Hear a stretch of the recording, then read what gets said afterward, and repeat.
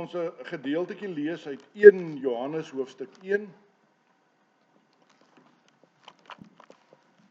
Ons het daar aan die begin het ons gekyk in die eerste gedeeltes van die erediens na die ontmoeting, dat die besoek aan die kerk regtige ontmoeting is met die Here. En dit gebeur deur die fotum en die seëngroet, die Here wat ons eerste seën, en dan reageer ons as gemeente met 'n lofsang, en dan doen ons belydenis van ons geloof om voor God en voor ons medegelowiges te erken wat my standpunt en my siening is rondom my geloof. En dan kom ons vanaand, gee ons nou 'n treetjie verder en ons kom by daardie gedeelte in die erediens waar ons as sondaar mens onsself voor God moet verootmoedig. Nou ek wil vir ons lees 1 Johannes hoofstuk 1, wat van die begin af was, wat ons gehoor het, wat ons met ons oë gesien het, wat ons aanskou het en ons hande getas het aangaande die woord van die lewe. En die lewe is geopenbaar en ons het dit gesien en ons getuig en verkondig aan julle die ewige lewe wat by die Vader was en aan ons openbaar is. Wat ons gesien en gehoor het, verkondig ons aan julle, sodat julle ook gemeenskap met ons kan hê. En ons gemeenskap is met die Vader en met die Seun Jesus Christus. En ons skrywe hierdie dinge aan julle, sodat julle blydskap volkome kan wees. En dit is die verkondiging wat ons van hom gehoor het, en aan julle verkondig. God is lig, en geen duisternis is in hom nie. As ons sê dat ons met hom gemeenskap het, en in die duisternis wandel, dan lieg ons en doen ons nie die waarheid nie. Maar as ons in die lig wandel,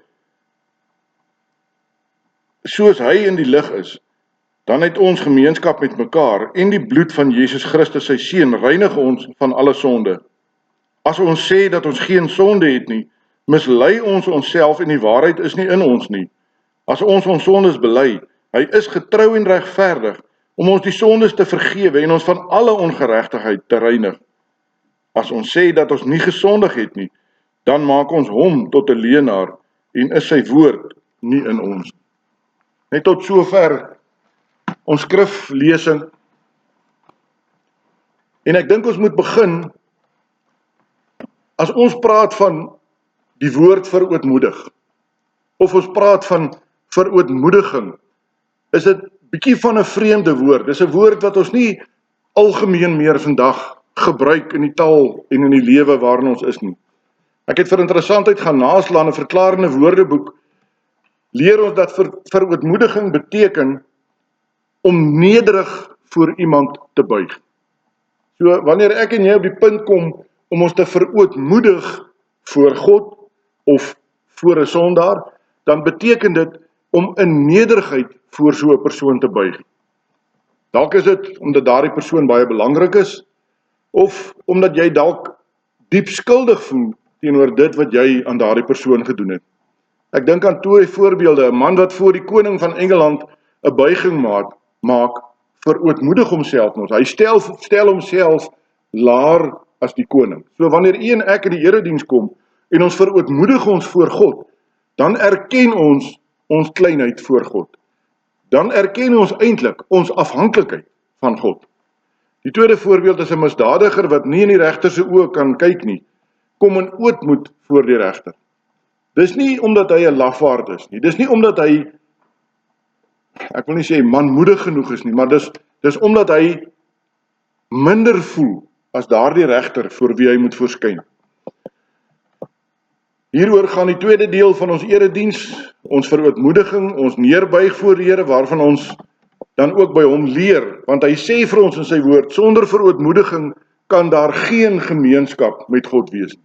Met ander woorde, as ek en jy onsself nie ondergeskik stel aan God almagtig, dan moet ons nie verwag dat daar gemeenskap moet plaasvind nie. In 1 Johannes 3 skryf hy apostel dat die verkondiging van Christus moet uitloop op gemeenskap met die Vader en die Seun. Hy sê, hom wat ons gesien en gehoor het, verkondig ons aan julle. Met ander woorde, ek wat in die ampt van die bedienaar van die woord staan, ek moet kom verkondig dit wat die Here in sy woord aan my openbaar. En daarom praat ons in die teologie van eksegese, uitlegkunde. Ons kan nie maak so baie denominasies deesdae maak, goed gaan inlees in die Bybel, omdat dit ons persoonlike standpunt en siening pas. Ons moet sê wat die woord van God sê. Ek moet nie sê wat Herman Kok dink of doen of antisipeer wat daarin staan nie. Daar moet 'n studie gemaak word en daar moet gesê word wat die woord van God sê. Uit die aard van die saak is hierdie gemeenskap nie net in die erediens moontlik nie, maar die erediens is die fokuspunt of dan nou die gehoogtepunt van ons gemeenskap met God. Hoekom sê ons so? Ons sê so, want daar waar ek my stilte tyd hou, daar waar ek in die teenwoordigheid van God kom, dalk waar ek besig is om op 'n lang pad te ry, Bernard wat dan en van Namibië toe ry. Niks keer om in gemeenskap met God te wees terwyl hy op hierdie lang pad is. Want dis 'n afsondering, dis 'n ek wil amper sê 'n uniek word met God. Toe ek daardie tyd in Namibië in die bediening was ek aanvanklik baie ontsteld oor ek so gemiddeld 5500 km per maand moes ry in Namibië. Tot ek by die besef gekom het dat God gee my 5500 km se tyd om vir elke gemeente lid te kan bid. Ek hoef nie meer te bid vir die gemeente nie. Ek kan bid vir Rika, ek kan bid vir Trudy, ek kan bid vir Dani. Die Here gee my tyd. Maar wat maak ons daarmee? Vanoggend se preek. Wat maak ek met daardie vrugbare grond waarop ek staan? Daardie fundament wat in die woord van God gevind word. Wat maak ek daarmee? Alles wat waar is vir ons gemeenskap met God in die daaglikse lewe, is net nog meer waar in ons gemeenskap wanneer ons in die erediens formeel rondom God en sy woord by mekaar kom. Vanaf vers 5 stel die apostel nou 3 vereistes vir ons gemeenskap. Hy sê vanaf vers 5 tot 7, ons moet in die lig lewe. Het jy al mooi gedink, wat beteken dit om in die lig te lewe? Daar is niks onduidelik. As ek in 'n vertrek instap en ons kan nie sien wat met ons doen nie, wat is die eerste ding? Skakel die lig aan. So in die lig kan ek sien en daar's niks wat vir my verberg word. Die tweede ding is, ons moet ons sondes bely en van hom vryspraak ontvang. En dan die derde ding, ons moet hom gehoorsaam in liefde. Nou ek dink, gegewe uit die feit dat ons na die sondeval geneig is tot die kwaad, soos wat die Bybel sê, is dit seker vir ons as sondaar mens die moeilikste deel om te doen. Gemeenskap met God vereis dat ons soos hy moet wees. Ons moet lig wees en nie donkerte. Die woorde wat in die Ou Testament vir God gebruik word, is legio, en ons kan dit lees in die Psalms, ons kan in verskillende dele in Jesaja gaan lees daarvan, en ook in die Nuwe Testament sê Jesus van homself, ek is die lig, die lewe en die waarheid. So, hoekom twyfel ons? Hy sê dit vir ons. Hy sê dit vir ons in sy woord, wat ek wil sê onbetwisbaar is. Die oomblik wanneer ek gaan inlees in die Bybel, wat ek graag wil hê daar moet staan, dis dan wat dit debatteerpunt raak. Dis dan wanneer ringe en synodes oor standpunte verskil en van mekaar verskil, want ons lees nie meer wat die woord sê nie, ons lees wat ons wil hê in die woord moet staan. In kort kom dit daarop neer dat nie die Vader of die Seun 'n krieseltjie van die bose in hulle self ronddra nie. In die Bybel word Satan, sy werk en sy ryk duisternis of donkerte aangedui. En God is presies die teenoorgestelde. Niks is by God onduidelik. Niks is by God duister. Alles is suiwer en op die man af. Nou kom ons erediens toe en ons beweer dat ons hierdie deel het aan die gemeenskap met God. Maar dan kom vers 6 en die apostel stel dit vir ons baie duidelik. Hy sê, wie dit beweer, kan nie self in die duisternis lewe nie, maar hy moet in die lig lewe, soos wat God lig is. Met ander woorde, ek en jy moet nou ook nie gaan 'n kunsmatige lig skep, soos wat ek en jy dit graag wil hê nie. Ons moet in God se lig lewe. Jy sien, die verwysing gaan altyd terug na God. Nie na dit wat ek en jy dink, of hoe ons dink dit behoort te wees. Die Bybel sê, soos God se lig. Met ander woorde, as ons lewenspraktyk gekenmerk word deur dinge wat presies teenoorgesteld is aan wat God se karakter is, dan kan ons nie in gemeenskap met hom lewe nie. As ek daarop uit is om al die pad net die negatiewe te soek en net die foute te wil uitwys, dan kan ek nie in gemeenskap met God lewe nie. Daarom is dit belangrik dat ons mekaar aanmoedig, dat ons mekaar bemoedig, sien die goeie in mekaar raak en lewe daarop, teer daarop, verwys daarna en hou op om te soek na die negatiewe.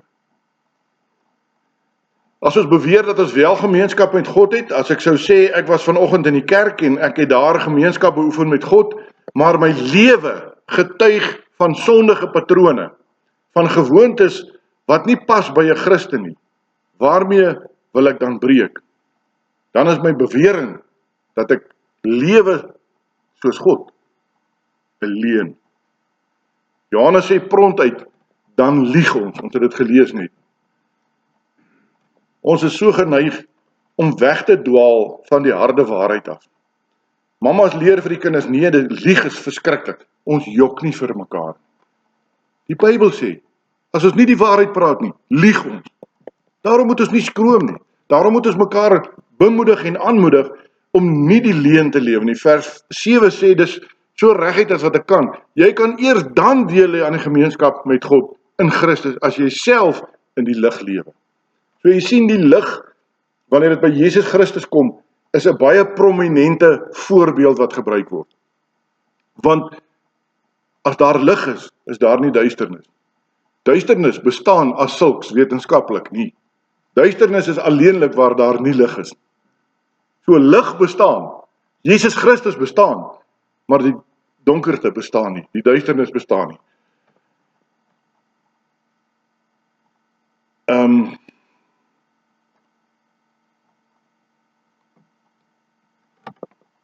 Jy kan eers deel hê aan die gemeenskap met God in Christus Jesus, as jy self in die lig lewe, dit het ek nou net gesê, dit wil sê, as jou daaglikse lewe in die reël 'n weerspieëling is van God se karakter. En nou, hoe sê ons so baie vir mekaar? Ek is nou maar eenmaal so gemaak en so gelaat staan, dis nie waar nie. Ek is op 42, gebuig in 'n totaal ander rigting in my lewe. Want vir God is niks onmoontlik. So moenie sê, ek kan nie ophou rook, of ek kan nie ophou vloek, of ek kan nie, wat ook al nie. Jy kan. Maar dan moet jy dit 'n gebedsaak. Dan moet jy 'n gewillige instrument in die hand van God wees. Want dit niks is vir hom onmoontlik nie. As jou optrede, jou woorde en jou gedagtes oor die algemeen voldoen aan die maatstaf van God se karakter, dan kan jy begin sê, ek poog steeds om in die lig te lewe. Dis so, as mens hierdie dinge hoor, of 'n mens jou hande in die lug wil opgooi van opgewondenheid en sê, maar dis lekker om dit te hoor, maar dis so onmoontlik. Dis so moeilik om hierdie dinge te doen. Die Here se vereistes vir ons as sondaar mens is tog so hoog. En weet jy is reg. Dis inderdaad waar, maar die Here vra gelukkig nie hier van ons dat ons eers volmaak moet wees voordat ons kan deel hê in die gemeenskap met hom. Dani het eendag, en ek dink hulle ruk dit bietjie uit verband uit, het hy my bietjie 'n paar houe gegee, en ek dog toe, maar ek moet hom nou net ook my steek inkry, toe sê hy vir my, ja, maar hy is nou op die kerkraad, en hy is nou voorsitter van die kerkraad, en hy is nou mense wat 'n probleem het met hom, en hulle sal hom moet opgebruik soos hy is. Toe sê ek, ja Dani, onthou net, God het ook van besetenis gebruik gemaak, om sy woord te verkondig. En dis waar, wat van die besetene van Gadara? Iemand wat totaal in stryd was met God. En toe sit nou 'n groot gelag, ek het niks leliks teenoor Dani bedoel nie, ek het net bedoel, hy kan van uiterstes gebruik maak, om sy woord te verkondig, om sy doel te dien hier op aarde. Om in die lig te lewe beteken nie dat jy totaal sondeloos geword het nie, maar so staan dit duidelik in vers 7, as ons in die lig lewe, dan reinig ons die bloed van Jesus, wat ons elke sonde vir ons kom bedek. So ons strewe, ons mikpunt is om nie meer net in 'n 5 watt liggie te wees nie. Ons moet strewe na 10, na 15, tot ons by 100 of nog meer uitkom. Ons wil meer helder skyn, soos wat ons Jesus Christus in ons lewens het. Ek het hier vir my 'n paar aantekeninge gemaak, ek sê, dink so daaroor, om in die lig te lewe, is om reeds in Jesus Christus met God versoen te wees. Om daarom reeds 'n entjie op pad te wees met die lewe, om die ou gewoontes te los, die ou mens af te lê en jou te bekleë met die nuwe mens. om in jou daaglikse optrede al anders te lewe as volgens die ou gewoontes. So ons moet nie dit net sê nie, ons moet dit gaan doen. En jy sal onthou, 2, 3, 4 weke terug, het ek gesê, kom ons hou op praat, kom ons begin doen. Kom ons begin doen dit wat ons glo, kom ons begin doen dit wat ons bereid is om te erken en te sê daar buite. Om in die lig te lewe is ook om niks skelmpies of in die donker te probeer wegsteek nie. Dis om nie vas te hou aan die oorblyfsels van die sonde in jou lewe nie. So moenie, daar's nie klein sondetjies en groot sondes nie. Sonde is sonde, punt. Wys my waar in die Bybel praat die Here van klein sondes en groot sondes. Ek kon dit nog nie raak lees. Ook nie in my studietydperk kon ek dit raak vind. Of jy sondig nie. Daarom is dit belangrik dat ons lewens inrig. Egte gemeenskap met God bring altyd weer nuwe sonde aan die lig. Dit wat ons voorheen dalk nie herken het as sonde nie, besef ons nou is verkeerd. So, dis hoekom ek vanoggend ook gesê het, bekering is 'n voortdurende proses.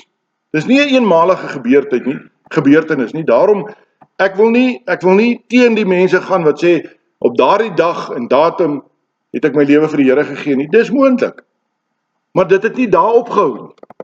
Dit was net die begin, dit was net die eerste treetjie. Bekering is 'n voortdurende proses in die geloofs groot word, as ek dit so kan uitdruk. Dis iets wat daagliks met elkeen van ons gebeur. As ons werklik in die lig lewe, sal ons dit nie gou weer terugdruk in die donker nie. As ons gewoontes aan lig, gebruik jouself, kom ek gebruik 'n voorbeeld. Ry op die lang pad, terwyl die julle wat kort Kaap toe ry, en jy sit 'n donkerbril op. Jy halfpad gery het, haal af jou donkerbril en kyk. Dan maak jy so, dan voel dit vir jou, jy kan nie sien wat voor jou aangaan. So moenie terugval in die donker nie. Bly in die lig, want as jy eenmaal daar is en jy's gewoond daaraan en jy het aangepas, is dit soveel makliker. Dieselfde gebeur met bekering, met reiniging van die sondes. As ons gereinig het van 'n sonde, is dit soveel makliker om dit te handhaaf, as om kort weer te moet reinig oor dieselfde sonde. Om in die lig te lewe is nie om nooit meer 'n enkele sonde te doen nie. Ek wil dit herhaal. Om in die lig te lewe is nie om nooit weer 'n enkele sonde te doen nie, want dit sal nie waar word tot die dag dat ons sterf nie. En dit staan in vers 8. Dis iets wat weer gaan gebeur. Dit beteken wel dat jou gemiddelde, kan ek sê, lewenspatroon, jou lewenstyl bewys dat daar 'n verandering plaasgevind het, dat jy aangeskuif het. Ek is baie lief om, wanneer ons met die finale jaar se afronding doen, te sê, en ek dink ek het dit al hier ook gesê, ons geloof moet wees soos 'n stel trappe. Ek klim ons nie 1 trappie, 2 trappie, 3 trappies, dan klim ek eers 2 af en dan gaan ek aan nie. Ek probeer aanhou klim. En soos wat ons groei in ons geloof, probeer ons om op daardie hoër trappie te volhard. So ons gemiddelde lewenspatroon wys dat jou oorplasing uit die ryk van die duisternis na die ryk van die lig reeds begin het. Dat daar 'n poging is wat aangewend word. Dat jy absoluut erns maak met al die oorblyfsels van die sonde in jou lewe, dat jy besig is om die reste, daardie afvaldinge van die duisternis op te ruim in jou lewe, moet wys in jou lewe. Dit help nie ons praat nie. Dit help nie ons lees net dagstukkie boekies nie. Ons moet die Bybel saam met die dagstukkie boekie gebruik. Die dagstukkie boekie is daar om jou denke te vorm en te rig. Maar ons kan nie net nie. Die dagstukkie is iemand anders se standpunt en siening. Is dit noodwendig wat jy in die Bybel lees? Daarom is dit belangrik om die Bybel saam met die dagstukkie te gebruik, om te verseker dat jy steeds by die woord van God bly. En as ons aan hierdie eistes voldoen, dan kan ons met reg sê, ek het deel aan die gemeenskap met God. So hoor jy, elkeen van ons as sondaar moet 'n poging aanwend. Ons moet erediens toe kom, nie om te kom kyk, sit, Jaco Skoonraad alweer daar, die klein bokker, hy skuld my geld, hy het by my geleen. Dis nie waaroor jy hier is nie. Bly dan liewer weg. Jy is hier om jou Skepper te ontmoet, om jou te kom verootmoedig, dit waarmee ons vanaand besig is, voor God, en te sê, Here, jammer, Ek het weer 'n klomp goed verkeerd gedoen, maar vergewe my, ek wil graag deur die leiding van die Gees beter wees. Vir almal van julle wat ouers van verbondsonderrigkinders is, julle werk as ouers is om julle kinders groot te maak, juis om die gemeenskap met God te beleef, maar ook te ervaar. Dit beteken dat julle hulle sal groot maak om met hulle lewens te bevestig dat ook hulle in die lig groot geword het, maar 'n begeerte het om in die lig te lewe.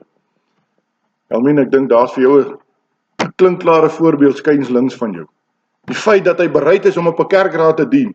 Elmien, as jy niks anders reg gedoen het, het jy dit reg gedoen. Hy het 'n begeerte om vir God te werk. Ek gebruik jou as 'n voorbeeld, want dan skinder ek oor niemand nie. Dan kan niemand vir my sê ek praat agter sy rug. Dis die doel waarheen ons mik. As ek my grootste doel op aarde, as ek my kinders kan kry om saam met my in die hemel by die Here te wees, dan gee ek nie om wat op aarde als gebeur het. Dan het ek in my doel geslaag as mens. Ons kan nie kerk toe kom en verwag om deel te hê aan die erediens as gemeenskap met God, as ons nie hier is en bereid is, op hierdie plek is, waar ons die oorblyfsels van die donker dinge in ons eie lewens wil agter ons sit.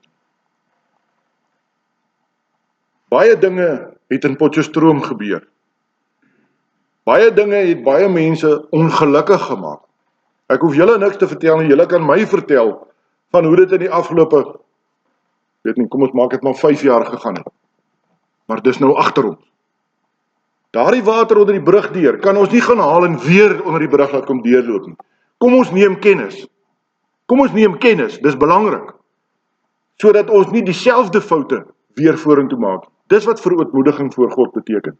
Dis wat beteken, ek hoef nie voor enige een van u as gemeentelid te kom verootmoedig nie. Ek kan as ek wil, maar daar's geen verpligting nie. Maar ek is verplig om voor God te verootmoedig. Daarom sê ek, belangrik, neem dit uit die verlede, evalueer dit, gebruik dit as 'n riglyn in die toekoms, sodat dieselfde fout nie gemaak word nie. Om bewustelik as 'n gedoopte mens te lewe, moet ons allereers ons sonde bely. En dis seker die tweede vereiste om gemeenskap met God te hê. Ons moet erken dat ons sondaars is. Ons moet erken dat ons geneig is tot die kwaad. Die woord sê dit, nie ek nie. Ons moet dit erken. Daar is baie min, hopelik niemand van ons, wat hier is, wat dit sou waag om die tweede bewering oor onsself te maak. En dit is wat in hoofstuk 1 vers 8 staan, ek het nie sonde nie. Hoe sê die Afrikaanse spreekwoord? Laat jy wat nie sonde het nie, die eerste klip gooi. Almal van ons is sondig. Almal van ons is mense op hierdie aarde geneig tot die kwaad. En hieroor is die Here net so dodelik ernstig. Hy sê, as ons sou beweer dat ons nie sonde het nie, dan lieg ons vir onsself en die waarheid is nie in ons. Anders gestel, as dit is wat jy glo, dan wil ek vanaand vir jou sê, het jy nog nie God se geopenbaarde waarheid in jou lewe ontvang. In hoofstuk 1 vers 10 stel hy dit nog sterker. Hy sê, as ons beweer dat ons nie gesondig het nie, maak ons hom tot leenaar en is sy woord nie in ons. So jy sien hoe ernstig is hierdie goed, om te besef om in die lig, in God se lig te lewe. God self het ons gesê, almal het gesondig en het nie deel aan die heerlikheid van God nie. Dis in Romeine 3. As jy jouself iets anders wil beweer, dan maak jy God 'n leenaar. Het jy al mooi gedink, wat is so erg daaraan? Dan skryf jy aan God die karakter van Satan toe. Dis eintlik wat ons mekaar sê. Dan sê ons vir mekaar, God is nie lig nie, maar duisternis. Dis skrikwekkend, as 'n mens so begin dink oor hierdie goed, en jou gedagtes begin laat gaan. As ek dus sê, ek een ding bely, maar ek doen 'n ander ding, dan maak ek God tot leenaar. Ek het altyd vir die seuns gesê, en soos julle nou al almal weet, ons het 3. Dis vir my maklik. En ek het dit nou die aand by die studente op.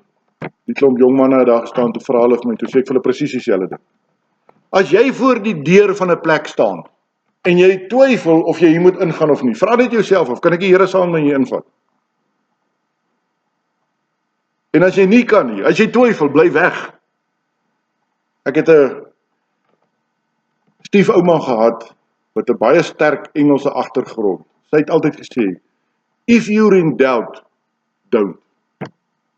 En is dit nie so waar nie? As jy twyfel, moenie. Ek en Anet, wat in die proses is van trek, moet ons die plot in Kroonstad verkoop, moet ons nie, moet ons hom verhuur, moet ons nie. As jy twyfel, moenie. Dit is so eenvoudig soos dit is. Maar die menswees in ons, die geneigtheid tot die kwaad, die swakheid in ons, maak dat ons nagte wakker lê. Maar wat is nou die regte ding om te doen? Hoekom twyfel ek? Ek het in my hart die oortuiging dat die Here my hier in Potchefstroom wil gebruik. Hoekom twyfel ek? Hoekom is ek bang? Kruis die bruggie as jy by hom kom. En nou preek ek vir myself. Kruis die bruggie as jy by hom kom. Hoekom? En ek het dit al vir almal gesê, die 2 diere in ons lewe wat ons van moet afstand doen, is die bobbejaan agter die bult en die ou koei in die sloot. Hoekom gaan al ons die goed? Kom ons aanvaar. God het 'n doel, God het 'n rigting, God het 'n rede. Ons vra so maklik aan die einde van 'n gebed, vergewe ons sondes. Maar hoeveel van ons kan regtig al die sonde wat ons op 'n dag gedoen het opnoem? Ons weet dikwels nie eens waarvan ons praat nie. Dis 'n rympie wat ons geleer het en dit hoort aan die einde van 'n gebed. As jy dit vir daardie doel gebruik, hou liewer op. Maar as jy dit gebruik met 'n spesifieke rede, omdat jy besef jy 'n sondaar mens is, doen dit. Ek het hier geskryf, ons gebruik daardie slotgebedjie as 'n soort komberse belydenis, wat hooplik alles sal bedek wat ons dalk verkeerd gedoen het. Dit is so 'n soort van 'n ingeval ek vergeet het, Here vergewe my ook daarvoor. Die Here is nie toevallig. Ek het eendag 'n baie mooi beskrywing gehoor van toevallig by 'n gemeentelid wat jare terug in Kroonstad daar was toe ek daar gekom het. Hy het eendag by my gekom en vir my gesê, Dominee, wat beteken toevallig? Toe sê ek, ek staan ek so rukkie en dink, toe sê ek, dis wanneer iets onbeplan of onvoorsiens gebeur, dan sê ons toevallig. Hoe maklik sê ek nie, ek het vir Wian toevallig in die dorp raak geloop. Wat beteken toevallig? Toeval lig. Toeval God se lig, nie myne nie. So ek het dit nie beplan nie, maar God het dit beplan. Daarom het ek en Wian mekaar raak geloop. So toevallig het vir my skielik 'n totaal ander betekenis gekry as iets onvoorsiens of onverwags. Dit is nie. Dit was God se wil. Dit was sy lig wat oor my pad gekom het. En daarom toeval God se lig. Dink bietjie so daaroor en kyk hoe gebeur dinge in jou lewe. En as 'n ding toevallig met jou gebeur, dink net vir een oomblik. Is dit toevallig? Nee. Dit was God se wil, nie jou wil nie, want jy het dit nie beplan nie. Goed. As ons so bewusteloos is oor al die besonderhede van ons sonde voor die Here, dan beweer ons tog maar, dalk nie in soveel woorde nie, maar wel in die praktyk, ek het nie sonde nie. So ons moet nie sonde in ons lewe ontken nie. Hieroor staan vers 9 daar, maar as ons in die gewoonte is om ons sondes te bely, dan vergewe God ons sondes en reinig hy ons van alle ongeregtigheid. En ek beklemtoon doelbewus, alle ongeregtigheid. Niks is vir God onmoontlik. Filippense 4, wat is dit vers 13? Want deur God is ek tot alles in staat. Glo ek die anker, die woord waarin ek geanker is. Glo ek dit. As ek vir daardie klein Anja van ons daar op die kansel laat staan en ek staan hier onder en ek sê vir haar spring, gaan sy nie tweemaal dink nie, sy gaan spring. Want oupa sal haar vang. Dis ek en jy daar met ons geloof. Hoekom lê ons wakker? Hoekom twyfel ons? Die woord sê, ons moet met die geloof van 'n kind lewe. Hoekom doen ons dit? Hoekom wil ons God verwêrelds, vermenslik aftrek na ons standaarde toe? Hierdie kind het gister 2 Oceans gaan hardloop. Ek sê kind. Dis uit liefde, dis nie om jou te verkleineer nie, dis glad nie die bedoeling. Ek dink nie ek sal dit ooit kan doen. So ek het die hoogste en die grootste agting vir haar wat dit gedoen het. Maar sy het op die punt gekom wat sy God vertrou het. Hoekom doen ons dit nie?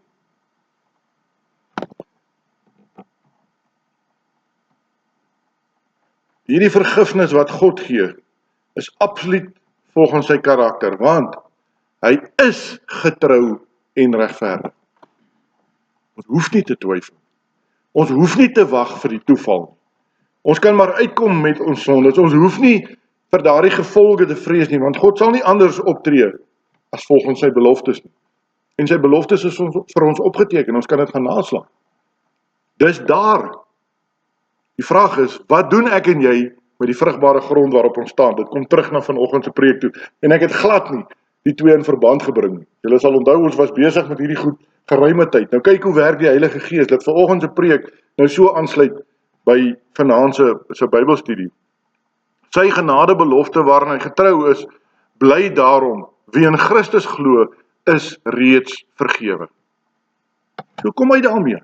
Laat hierdie goed, hierdie sweer wat in jou besig is om te ontwikkel, laat hy oopbars, laat dit uitkom.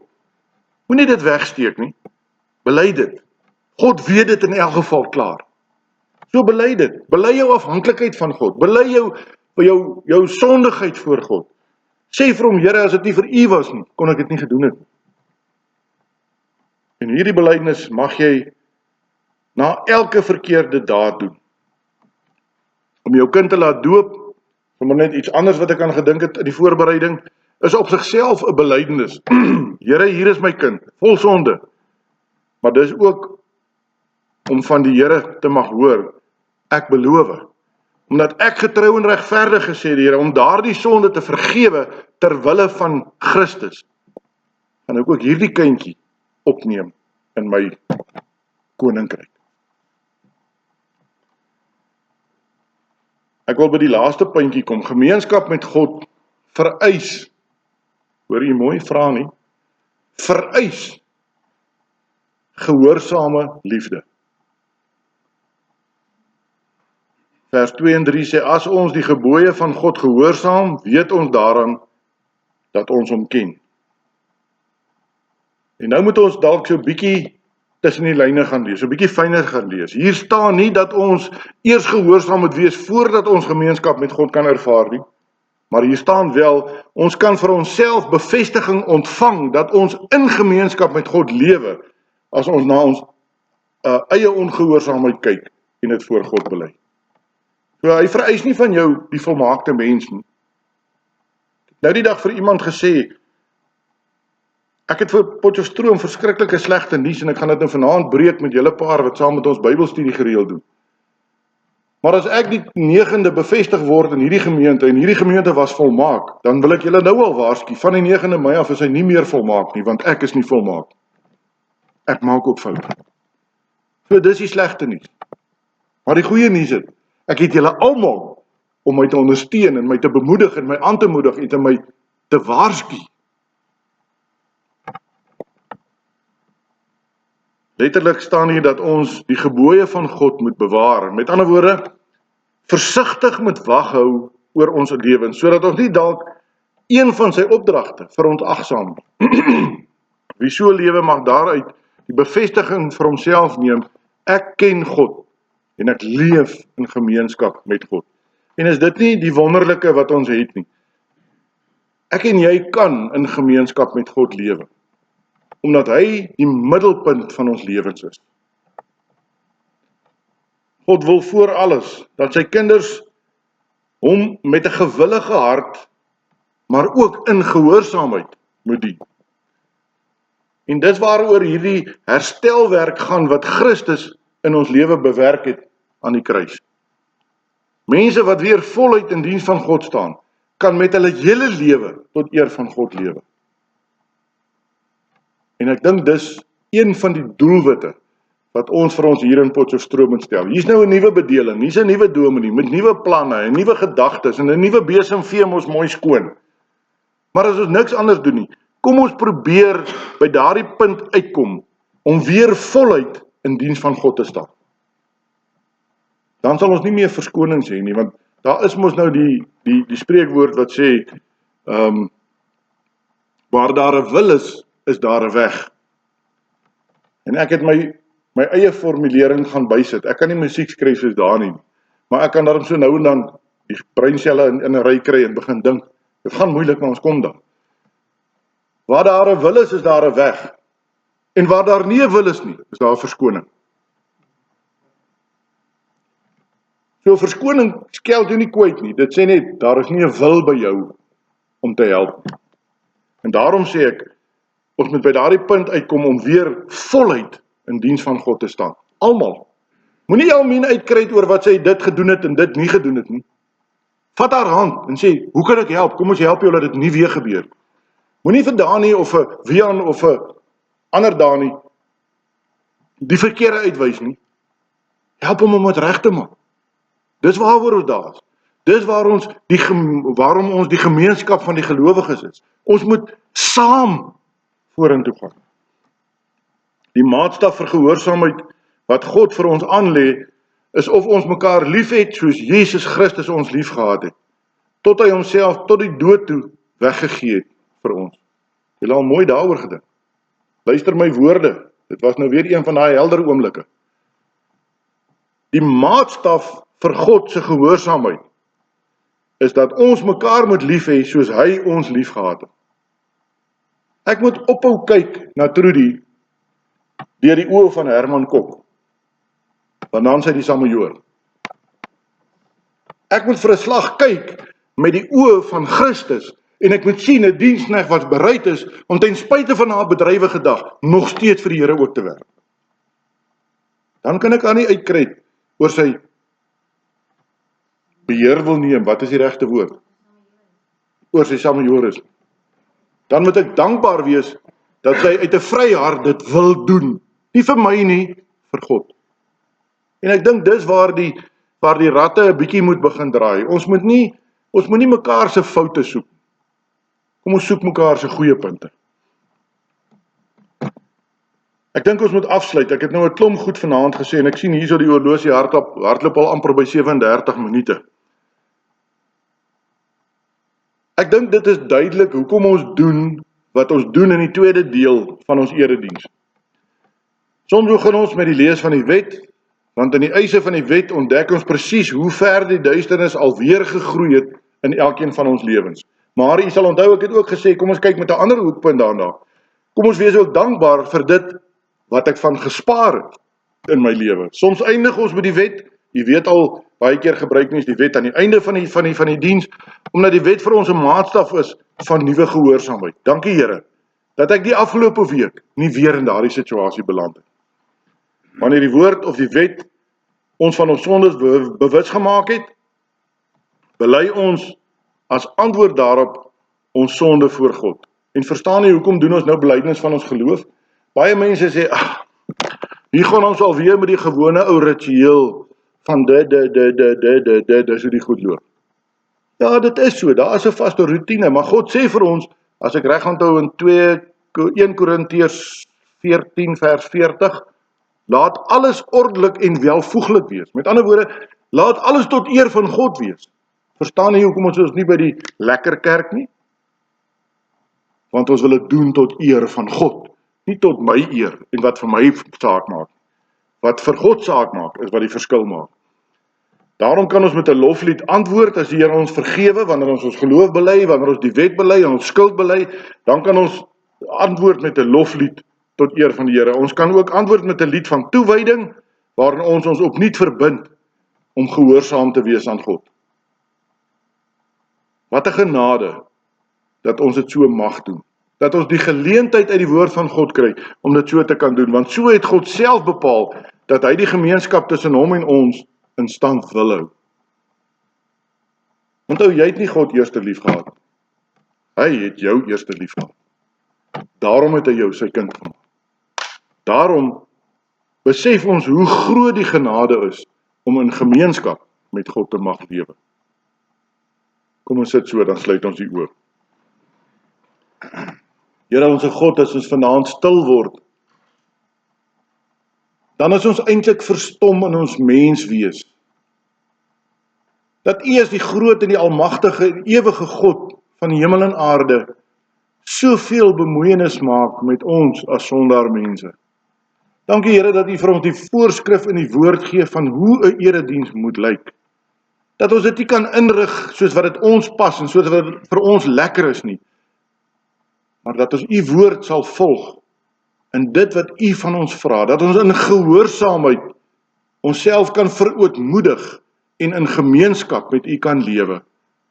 Dankie vir genade onuitspreeklik groot, wat U oor elkeen van ons se lewens kom uitstort. Here, dankie dat ons gister weer fisies kon beleef hoe jy ook saam met Rika was in haar pyn, in haar deursettingsvermoë, in haar daar wees. 'n getuie, 'n lewende getuienis dat ek tot alles in staat is deur God wat vir my die krag gee. Here, dat ons nie sal vaskyk teen ons aardse en menslike doel nie, maar dat U elkeen van ons gebruik as instrument in U hand. Daarom bid ek dat U elkeen vanaand wat hier is, veilig sal teruglei na hulle bestemmings, hulle huise. Here, dat ons hierdie week U woord sal hoor in ons ore en dat ons die beste na ons vermoë sal doen om te leef gehoorsaam in U opdrag. Ons bid dit in diepe afhanklikheid in die naam van Jesus Christus. Amen.